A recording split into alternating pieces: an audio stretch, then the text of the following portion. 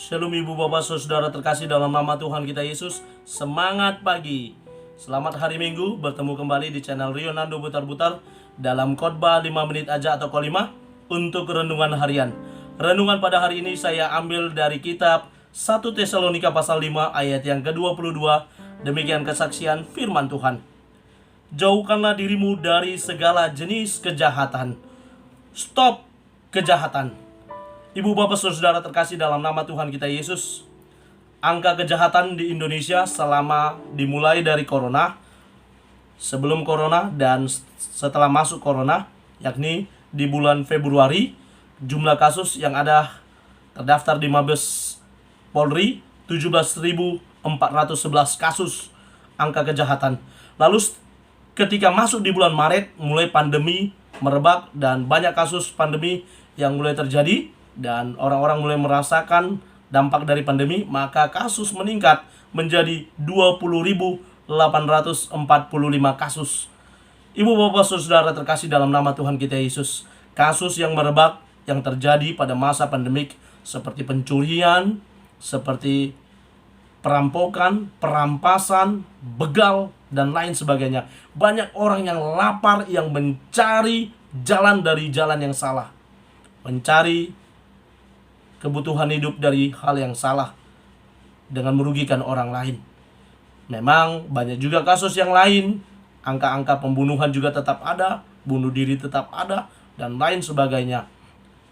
Tetapi dari angka kejahatan yang terjadi ini, kita boleh melihat bahwa kejahatan itu sulit untuk diberhentikan, sulit untuk tidak ada sama sekali. Bahkan ketika saya mempersiapkan khotbah ini, saya coba mencari negara teraman di dunia. Ada 6 negara yang teraman di dunia. 6 negara. Yang pertama Siprus, Singapura, Bahrain, Norwegia, Hong Kong, dan Swiss. Di negara ini dari angka 100.000 warganya, yang terjadi tingkat pembunuhan di Singapura 0,3%, di Norwegia ada 0,2, bahkan tempat yang lebih aman ada 0,1. Artinya dari 100.000 yang melakukan, hanya kecil saja yang melakukan tingkat kejahatan. Negara ini aman untuk dikunjungi.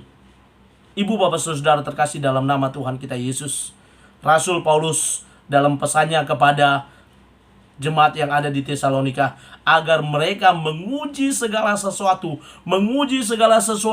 dan menjauhkan diri dari segala jenis kejahatan.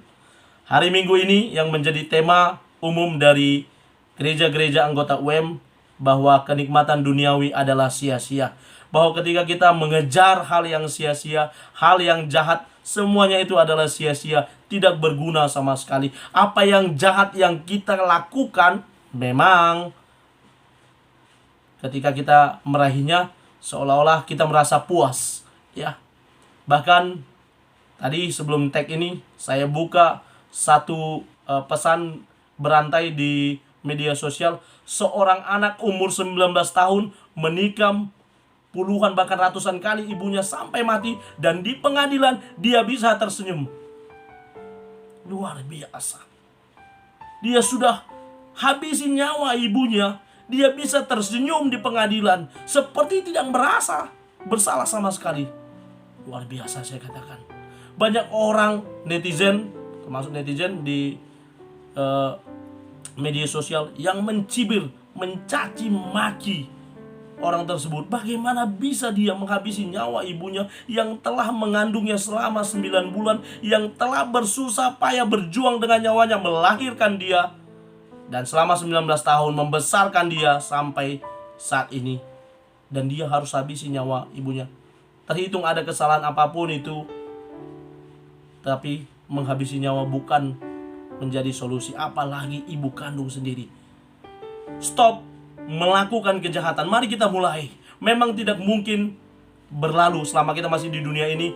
Kejahatan pasti akan tetap terjadi. Tapi mari kita coba, kita belajar, kita mulai dari diriku sendiri untuk stop, untuk tidak melakukan kejahatan kepada orang lain.